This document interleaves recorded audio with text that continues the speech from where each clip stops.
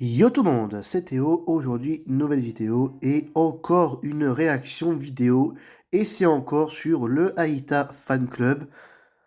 Alors on va juste regarder des scènes coupées qu'on n'a jamais vues, donc le 3 et le 4. Je la trouve pas, ouais elle est là. Donc on va commencer par le 3, c'est parti.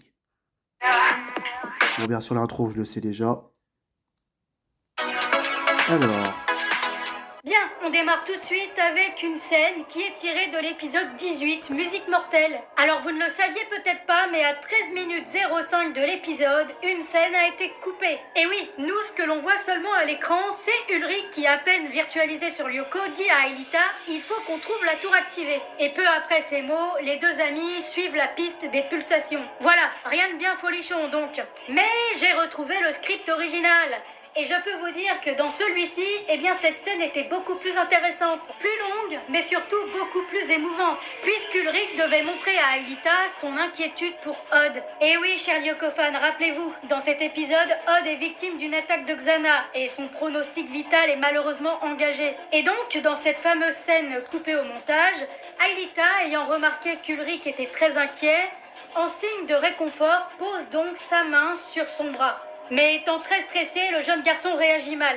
Il retire brusquement son ouais, bras quand et même. la fusille du regard. Suite à cette réaction violente, le jeune garçon finit par s'excuser et avoue donc qu'il est vraiment très inquiet pour Odd. C'est alors que la jeune fille lui sourit en lui tendant la main. Le jeune garçon lui sourit en retour et lui prend la main. Il se dirige donc ensuite vers la tour, main dans la main. Que c'est beau! Oui, alors bon, après, les raisons de cette suppression n'ont pas été évoquées, mais je pense que c'est dû à la longueur de l'épisode. Et oui, cher Lyokofan, je rappelle qu'un épisode de Code Lyoko doit tenir maximum entre 23 et 24 minutes. Donc les scénaristes sont obligés de faire une sorte de tri afin de ne garder que les scènes les plus intéressantes et importantes. Ce qui dis donc. explique pourquoi celle-ci est passée à la trappe. Oui, alors après, certains d'entre vous me diront sûrement, après tout, c'est pas grave, hein, je vois pas ce que ça change, c'était pas une scène très importante. Et dans le fond, je suis assez d'accord. Mais moi, j'aurais quand même voulu la voir pour deux raisons. La première, tout simplement parce que pour une fois, elle met en avant l'amitié entre Ulrich et Aelita, quelque chose que l'on voit que très rarement au final dans la série. Et oui, ces deux personnages ont beau être mes préférés, force est de constater que, entre eux, la complicité n'est pas trop de mise. Et la deuxième raison, c'est parce qu'Ulrich nous dévoile ses émotions, et ça non plus, c'est pas très monnaie courante. Moi qui ai beaucoup analysé la psychologie des personnages, je peux vous dire que de façon globale, montrer ses émotions, c'est pas trop son délire. Enfin bref, pour toutes ces raisons-là, j'estime que cette scène aurait eu le mérite d'être montrée à l'écran, mais bon, après, ce n'est que mon avis, évidemment. Ouais. Ah. Oh putain, encore cette peste. Voyons maintenant l'épisode 27, Nouvelle Donne. Dans celui-ci, Aelita vient vivre à Kadik avec ses amis. On a donc une scène dans laquelle Jim Morales présente à Aelita sa nouvelle chambre à l'internat, tout en la briefant sur le règlement intérieur de l'école. Bon, ça, évidemment, c'est ce que l'on a vu. Mais vous vous doutez bien que si je vous en parle, c'est pour une bonne raison. En effet, j'ai checké le script original de cet épisode et je ne savais pas, mais la scène qui suivait celle-ci a été supprimée. Et en gros, normalement, après le départ de Jim, Sissi devait arriver pour agresser. C'est quoi ce truc de merde là? Attends, le Aïta Fan Club, il a mis un spoiler. Aïta balance une patate de fraude à Sissi qui s'écrase au sol comme une merde.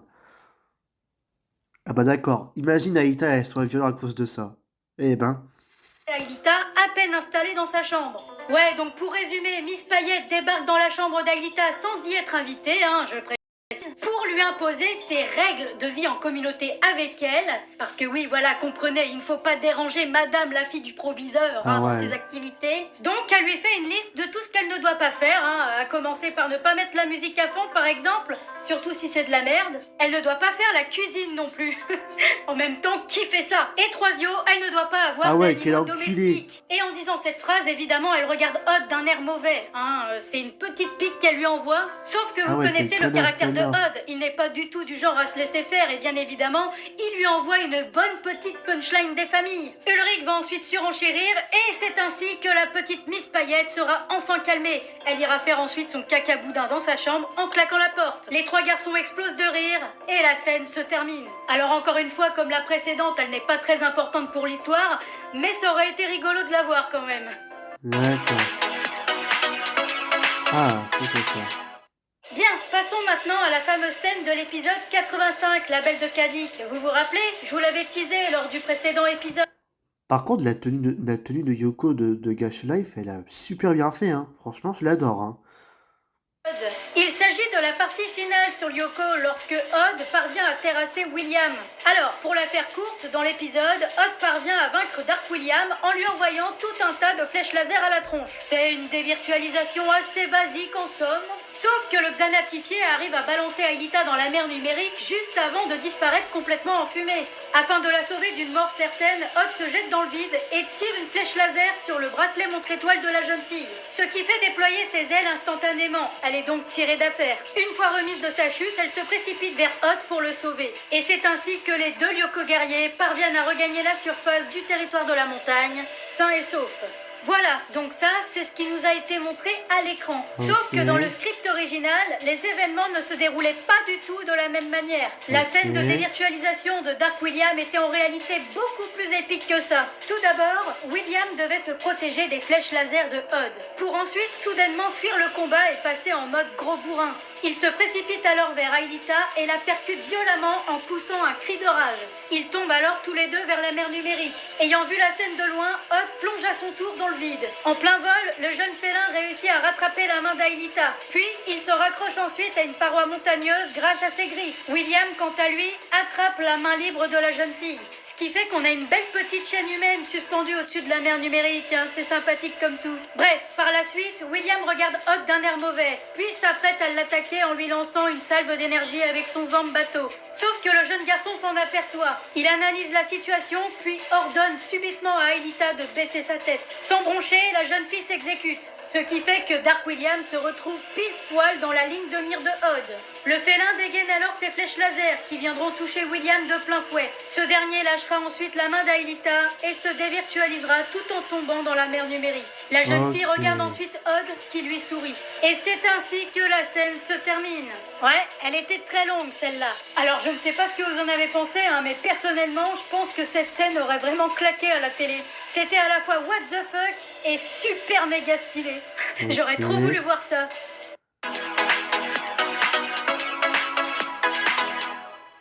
Dans l'épisode 48, Esprit frappeur, la première scène nous montre Sissi, Nicolas et Hervé en train de lire un journal qui relate qu'apparemment un fantôme entrait Kadik. Cet esprit serait celui de Léon Courbet, un ouvrier ayant participé à la construction du collège Kadik dans les années 1900. Bien, ça, c'est la scène d'ouverture de l'épisode. Du moins, c'est ce que je croyais avant d'avoir lu le script original. Et oui, cher Lyokofan, celle-ci est en fait la deuxième scène de l'épisode et non la première. Puisqu'en réalité, la véritable scène d'introduction, elle, a été intégralement supprimée. Et sa particularité, c'est qu'elle mettait en scène seulement des personnages secondaires. Notamment parmi eux, principalement Mathias Burel et Anaïs Fiquet. Alors, seuls les vrais savent qui sont ses élèves, évidemment. Bien, alors pour résumer tout ça, la scène commence avec des élèves qui descendent l'escalier principal pour rejoindre la cour de récréation. Sauf deux d'entre eux, Mathias Burel et Anaïs Fiquet. En effet, le jeune garçon retient par la main Anaïs en lui disant qu'il a quelque chose à lui montrer. La jeune fille semble surprise tandis que Mathias se dirige vers la porte de la chaufferie. Il fait ensuite signe à Anaïs de le suivre. Perplexe, la jeune fille marque un petit temps d'hésitation avant de finalement accepter. Une fois à l'intérieur de la pièce, Anaïs avance tout en regardant autour d'elle. Mathias referme alors la porte et la rattrape. Il lui lance ensuite un regard grave, puis se met à lui faire une espèce de déclaration chelou. Intriguée, la jeune fille fronce ensuite les sourcils. C'est alors que Mathias la prend subitement dans ses bras. Il lui fait un gros câlin comme ça. Mais mécontente de la situation, Anaïs se dégage vivement de l'emprise du jeune garçon et lui colle une baffe. Étant penaud et honteux, Mathias hoche ensuite la tête et baisse les yeux. Soudain, d'inquiétants râles en provenance de la vieille chaudière retentissent. Inquiets, les deux ados se retournent, tandis que les râles, eux, s'amplifient. Peu à peu, les râles se transforment vite en grognements, et les deux ados terrifiés sortent de la pièce en courant. Après les grognements, viennent ensuite les ricanements. C'est alors que Nicolas sort de sa cachette, visiblement content d'avoir effrayé ses camarades, quand soudain, d'autres bruits se font entendre. Terrorisé, le jeune farceur quitte alors les lieux à son tour en hurlant d'effroi. À moitié traumatisé, Nicolas s'arrête ensuite sous les arcades et s'appuie contre un pilier pour reprendre son souffle. Intrigués, Millie et Tamia viennent alors à sa rencontre et lui demandent ce qui lui arrive. Le jeune garçon leur raconte alors ce qui s'est passé dans la chaufferie. Il leur dit qu'un fantôme hante les lieux, mais leur demande de ne rien dire à personne.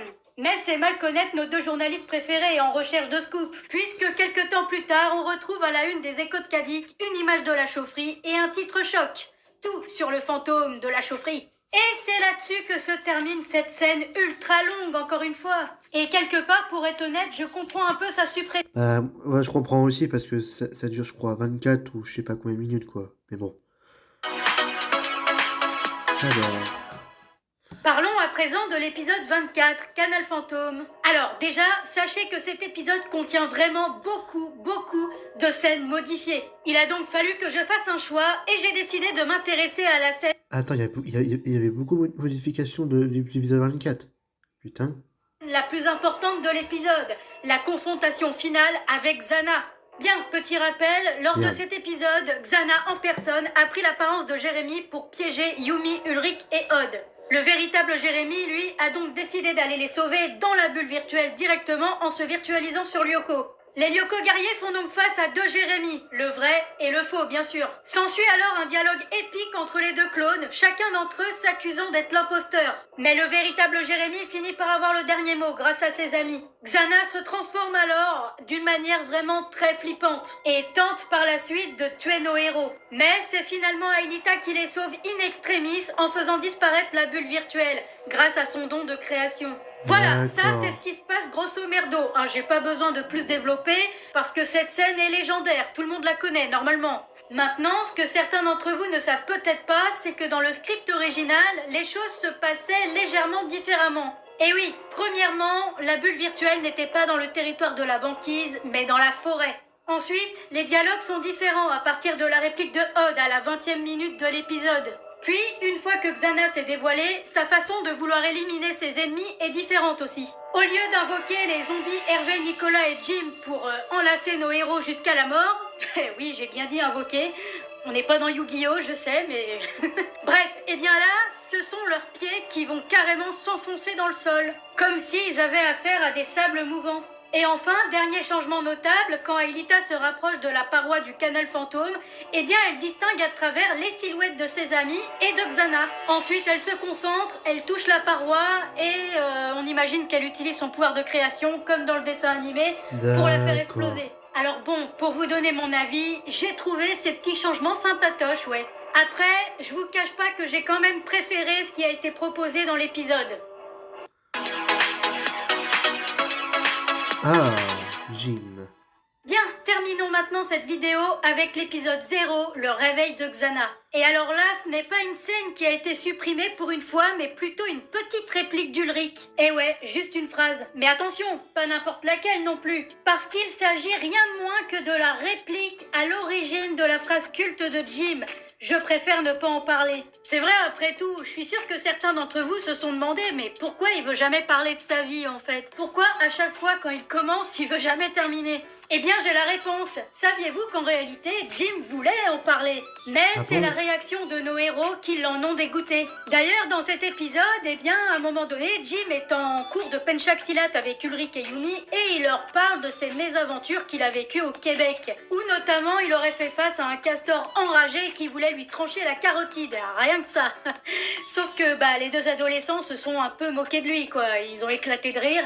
Un brin vexé, le professeur de sport est redevenu sérieux et a finalement demandé aux deux élèves de faire des exercices par deux. Bon, ça, vous le savez, c'est la scène officielle, celle que l'on voit dans l'épisode. Mais dans le script original, bon, la scène est exactement la même, Jim parle de ses mésaventures à Ulrich et Yumi.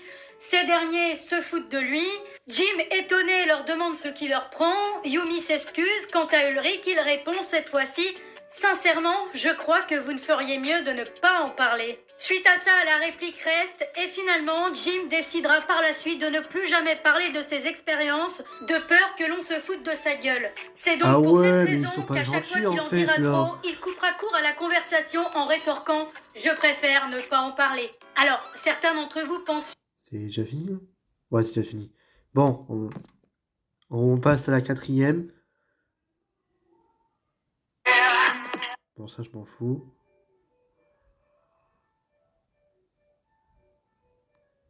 Non, c'est pas grave. Allez, on y va. Alors, Bien, commençons avec l'épisode 64, Surmenage de la saison 3. Souvenez-vous, au début de l'épisode, on a une scène dans laquelle le professeur d'histoire géo, Gilles Fumet, rend les copies de nos héros et ils n'ont pas franchement des bonnes notes. Surtout Ulrich qui hérite de la pire bien évidemment puisqu'il obtient un 1 sur 20. Après visiblement ce n'est pas non plus mieux du côté de Jérémy puisque pour une fois Hervé a réussi à le dépasser avec un 19 sur 20. Bon, si je vous parle de cette scène, c'est parce qu'en faisant mes petites recherches pour les besoins de cette vidéo, j'ai découvert que la scène qui suivait celle-ci a été supprimée à 1 minute 54. Et ça sera d'ailleurs la seule modification qu'il y aura dans cet épisode. Bien, qu'en est-il de cette scène?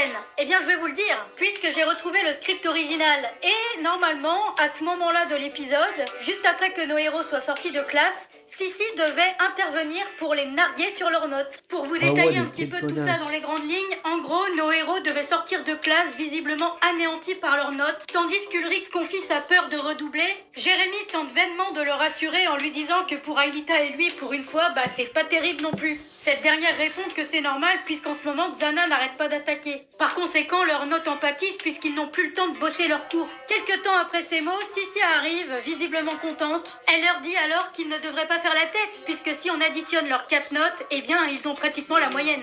À ce moment-là, nos héros la fusillent du regard, tandis que Sissi tourne les talons, visiblement contente d'elle. Et c'est ainsi que cette scène, pas très intéressante, se termine. Oui, pas intéressante dans le sens où rien d'important n'a été dit. Rien qui ferait avancer l'intrigue de l'épisode, par exemple. Enfin, la seule chose que l'on pourrait relever, c'est que pour une fois, Jérémy n'a pas été à la hauteur. Et au vu des déclarations de Sissi, il n'a même pas eu la moyenne. C'est-à-dire qu'il a eu moins de 10 sur 20, quoi. Ah et pour ouais. que le meilleur élève de l'école ait une note aussi pourrie, c'est que Xana est vraiment très actif. Et je pense que si les scénaristes avaient gardé cette scène, ça aurait appuyé encore plus le côté surmenage des héros. Après, c'est vrai que les autres épisodes le montrent assez bien dans la saison, donc peut-être que c'était pas la peine d'en rajouter une couche. Alors, Poursuivons maintenant avec l'épisode 81, œil pour œil, de la saison 4. La scène qui va nous intéresser ici est la scène de combat entre Jérémy et William sous le contrôle de Xana dans la salle du supercalculateur, vous vous rappelez? Dans cette scène, Jérémy a décidé de porter ses couilles en allant s'attaquer à William sous le contrôle de Xana avec une barre de fer, dans le but de le mettre hors d'état de nuire. Mais malheureusement, le jeune garçon, disposant d'une force inférieure à celle du Xanatifié, finit avec une entorse à la cheville. Bon, ça, c'est le résumé de ce que l'on a vu dans l'épisode. Ok. Mais en ayant vu le script original, je me suis aperçue que cette scène était beaucoup plus élaborée en vérité, avec un Jérémy beaucoup plus offensif. Et ce, malgré qu'il sorte tout de même perdant de son combat. La scène en question démarre avec une petite modification puisque Jérémy n'a pas de barre de fer. Au lieu de ça, le jeune garçon bondit directement sur William et l'emporte sur le côté. En gros, il lui fonce dans le lard. Ensuite, les deux ados se relèvent et se font face. C'est alors que le combat commence. Jérémy attaque en premier en lui lançant un coup de poing, puis un second, que William esquivera avec rapidité. Le jeune intello lui envoie alors un troisième coup de poing, mais William lui bloque la main et le projette contre un mur. Jérémy tente alors de se réceptionner, mais la douleur commence à se faire sentir. William, quant à lui, marche vers son adversaire d'un pas menaçant. Jérémy tente alors une ruade, mais William se saisit de son pied et le tournoie sur lui-même avant de le projeter une nouvelle fois contre un autre mur. Jérémy retombe donc par terre complètement sonné et ses lunettes ricochent à côté de lui. Il tente ensuite de se relever mais il grimace de douleur. D'un air satisfait, William se vante alors que le battre est trop facile. Jérémy ramasse ensuite ses lunettes, tandis que William s'empare de lui par le col et le soulève comme un fétu de paille. Vainqueur, William lui glisse alors qu'il va pouvoir assister à la destruction du supercalculateur et à la disparition de ses amis. Voilà, c'est ainsi que se termine cette scène, ma foi, un peu plus violente que ce que l'on a pu nous proposer dans la série. Et c'est d'ailleurs, à mon avis, la raison pour laquelle les scénaristes ont préféré modifier un peu le script, histoire de ne pas trop heurter la sensibilité des jeunes enfants devant leurs écrans, et je peux comprendre. Après, bien que cette version-là ne soit pas si différente finalement de ce qu'on a pu voir dans l'épisode, elle est tout de même un peu plus détaillée et ce qui m'a vraiment plu, c'est le fait que Jérémy soit plus combatif. Il ose aller au combat et au point en plus. Non, franchement, ça c'est un Jérémy que j'aurais voulu voir un peu plus dans la série. bah, oui, c'est vrai. Ah, mon épisode préféré. Allez, on continue avec avec l'épisode suivant, le 82, Mémoire blanche, dans lequel nous avons une scène où Aelita tente de fuir de la bulle virtuelle sur Lyoko.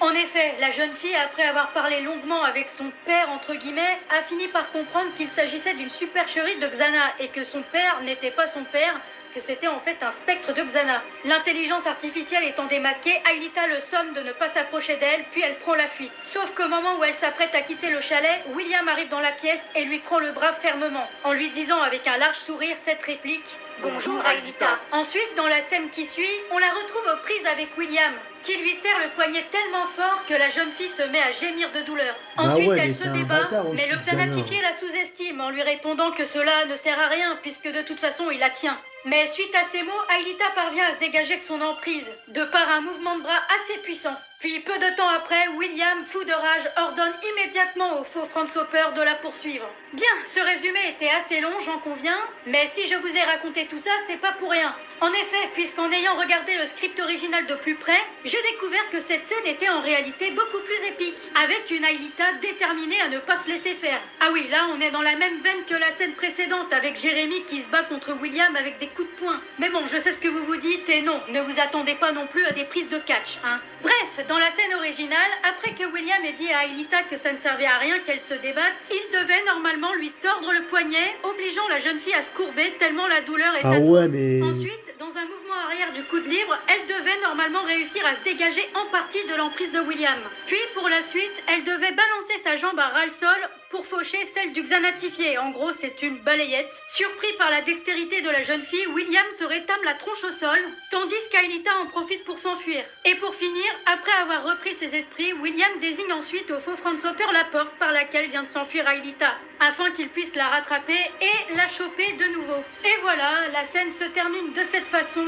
Bon, il s'agit là d'une légère modification, c'était pas non plus un truc de ouf. Mais je dirais quand même que la différence entre cette version et celle du dessin animé, c'est que là, on a une Aelita qui paraît moins niaise. Je veux dire, là, elle n'hésite pas à se défendre. Et puis là, le coup de la balayette, ça paraissait un petit peu plus réaliste aussi. Parce qu'Aelita qui arrive à se libérer de l'emprise de William juste en faisant un petit mouvement de bras, j'y crois moyen quand même. Surtout en sachant à quel point les xanatifiés possèdent une force largement supérieure à celle d'un humain. Mais bon, ça, après, ça reste mon avis personnel. On a compris. Hein? Comment? Attends. Depuis quand il y a des scènes coupées dans Code Lyoko Evolution? Attends, c'est marqué quoi? William empêche Laura de se rendre à l'usine. Ok. Allez, on continue avec une scène coupée tirée de l'épisode 8, Virus, de Code Lyoko Evolution cette fois-ci. Rappelez-vous, même si vous n'avez pas beaucoup regardé cette série, à 15 minutes 36, William appelle Jérémy pour lui indiquer que Laura se rapproche des égouts. Ce dernier lui demande alors, moitié paniqué, et sur un ton un peu sec, de l'empêcher à tout prix de venir au labo.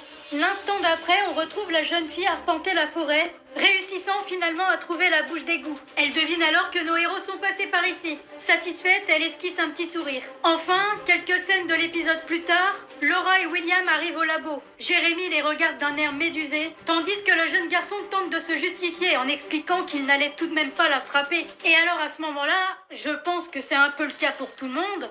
Enfin moi en tout cas, je me suis toujours demandé comment William s'y était pris pour empêcher Laura de venir à l'usine. Et maintenant que j'ai eu connaissance du script original, eh bien je sais, et c'est plutôt rigolo. En effet, normalement, après que Jérémy ait ordonné à William d'empêcher Laura de venir à l'usine, ce dernier raccroche ensuite nerveusement. Il s'élance ensuite vers Laura qui commence à inspecter la bouche d'égout. Instinctivement, le jeune garçon se met sur la trappe. Puis, d'un air faussement cool, il la salue, avant de lui demander ce qu'elle fait ici. Ahurie, la jeune fille lui retourne la question et l'accuse ensuite de l'espionner. Mal à l'aise, William se justifie en lui demandant pourquoi il ferait un truc pareil. La jeune fille désigne ensuite la bouche d'égout et lui demande ce qu'il y a à l'intérieur. Elle ne comprend pas pourquoi William l'empêche de voir. Okay. Le beau-brun lui répond alors qu'elle est parano et qu'il en empêche pas du tout. Ainsi, pour paraître plus crédible, il se retire alors de la trappe, en lui lançant que si elle veut visiter les égouts pour attraper des maladies, c'est son problème. En disant cela, il espère ainsi désamorcer la grande curiosité de Laura. Mais c'est un échec, puisque la jeune fille essaye quelques instants plus tard de soulever la trappe. Le jeune garçon se décompose alors instantanément, ne croyant pas qu'elle le fasse réellement. Laura le défie alors du regard. Comprenant qu'elle est déterminée, William serre les dents. Et ne sachant plus quoi faire, il finit alors par la bousculer afin de l'éjecter de la trappe. N'ayant pas apprécié de s'être fait agresser de la sorte, la jeune fille le menace de crier si jamais il recommence. Afin d'éviter à tout prix un scandale, le jeune garçon lui promet tout de suite d'arrêter, puis s'excuse. À ce moment-là, William ne sait vraiment plus quoi faire. Il jette l'éponge. Et voilà, c'est ainsi que se termine cette longue scène. Je pense d'ailleurs que c'est pour cette raison qu'elle a été supprimée. Et aussi peut-être parce qu'elle n'est pas si intéressante que ça. Et dans le fond, je vous avoue que ça m'arrange un petit peu qu'il ne garde pas tout. Bah oui, c'est vrai, sinon je ne pourrais pas faire cette catégorie de vidéos sur la chaîne. Ok. Ah bon? Bien, poursuivons maintenant avec l'épisode 15, les 100 codes, toujours de Code Lyoko Evolution. Celui-ci était assez étrange puisque pendant tout le long de l'épisode, William faisait la tronche à Yumi. Il était également assez froid avec le reste du groupe et surtout n'arrêtait pas d'envoyer des pics à Ulrich. Ça contrastait d'ailleurs avec l'épisode précédent où il avait plutôt l'air de s'entendre bien avec tout le monde. C'était, ouais, l'incompréhension totale. Et bien, après avoir retrouvé le script original, j'ai finalement compris que cela était en fait dû à une scène coupée. Scène qui justement nous expliquait les raisons pour lesquelles William agissait ainsi. Et comme vous pouvez vous en douter, il s'agit encore une fois des sentiments de William vis-à-vis de Yumi qui sont mis à mal. En effet, la scène supprimée commence lorsque Yumi et William s'apprêtent à rentrer en cours. Alors après lequel, j'en sais rien, ne me demandez pas. Sauf qu'au même moment, Aelita et Jérémy se précipitent vers eux, l'air inquiet. La jeune fille aux cheveux roses leur demande alors s'ils n'ont pas vu Odd, parce qu'ils les cherchent partout. La jeune japonaise répond par la négative. Jérémy annonce alors au duo qu'une attaque de spectre a eu lieu le matin même, et que malheureusement Odd a perdu tous ses codes. Avant de repartir, Aelita leur demande de les informer s'ils ont du nouveau concernant leur ami. Yumi et William acquiescent alors. Une fois le duo d'Einstein parti, Yumi n'en revient pas qu'Odd ait perdu tous ses codes. William lui répond alors que Xana ne laissera jamais tomber. Il estime donc que ça ne serait pas prudent que Yumi rentre chez elle toute seule. Il se propose alors de la raccompagner chez elle après les cours. Mais la jeune fille décline gentiment, avant d'ajouter qu'elle a déjà rendez-vous avec Ulrich. Contrarié, William lui lance alors d'un ton jaloux que ça ne la gêne plus maintenant de montrer ses sentiments. Surprise et ne comprenant pas sa réaction, Yumi lui demande alors pourquoi ça la gênerait. Puis elle poursuit en déclarant que de toute façon, là, le problème, ce n'est pas elle, mais Odd. Suite à ces mots, elle rentre alors en cours, tandis que William sombre la suite du regard.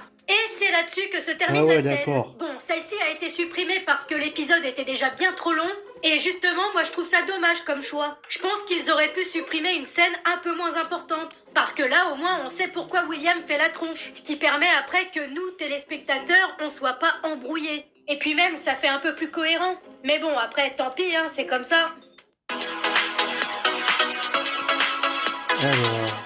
Enfin, on termine sur Code Lyoko Evolution avec une scène coupée de l'épisode 1, Xana 2.0. Et là, ce qui va nous intéresser se trouve à la fin de l'épisode. En effet, rappelez-vous, lors de la scène finale, nos héros se retrouvent tous dans la chambre de Jérémy à débriefer sur le retour de Xana. Ils ont également découvert que ce dernier leur a transplanté des codes à chacun d'eux, notamment pour Aelita, Ulrich, Odd et Yumi, et que c'est en partie grâce à ça que l'intelligence artificielle aurait survécu. Et bien sûr, ils comprendront rapidement que Xana cherchera à récupérer ses codes, et que pour ça, il enverra certainement des spectres. Enfin bref, passons les détails, et à la fin, la toute dernière réplique de Jérémy est très solennelle, puisqu'il annonce que les Lyoko guerriers reprennent enfin du service. Et ça, c'est un bon moyen de terminer ce premier épisode qui pose les bases de toute la série finalement. Sauf que voilà, en réalité, l'épisode ne devait pas se terminer comme ça. Et non, après avoir lu le script original, j'ai finalement découvert que la scène suivante, qui était initialement prévue, devait conclure cet épisode.